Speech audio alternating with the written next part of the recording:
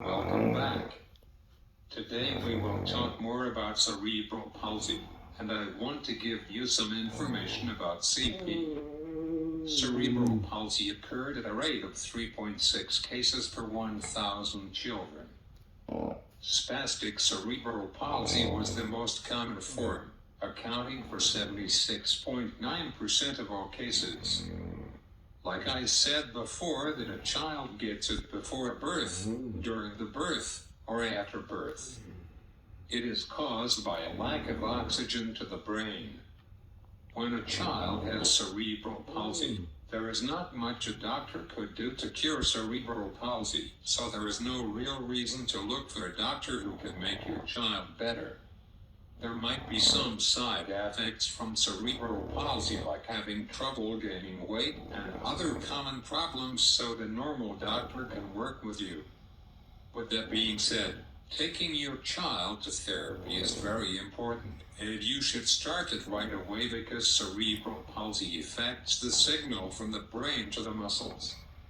So, if your child could get therapy right away, the muscles can be retrained so they could start doing things little by little. I am not saying if you start therapy right away, your child will walk and talk and do everything. It depends on how much damage the brain suffered. If your child was deprived from oxygen pretty long time, it might be difficult to learn everything, so you have to be realistic too. As the therapist works with your child for a while, they might get a good idea of what your child will be able to do. Again, I am not saying what they tell you will happen. You have a role in your child's ability to. If you do therapy at home, it will help them. But if you just take your child to therapy one time per week, there is no good outlook to improve. Does a baseball player relax after the season is over? No, they don't. They continue to train and work out to get better. Easter Seal or United Cerebral Palsy are a good place to go, and they are non-for-profit organizations.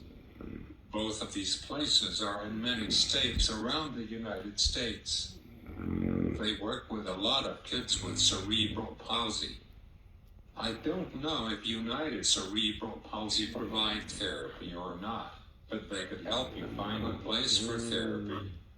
If you have a good therapist, they could keep track of your child's progress, and if they realize that your child needs an operation, they could refer you to a doctor. I had an operation on my hamstrings, and that was the best thing that my parents did for me. If you have a question for me, please leave it in the comments below, please. I will see you next time, and remember to subscribe, like, and crush that bell for notifications.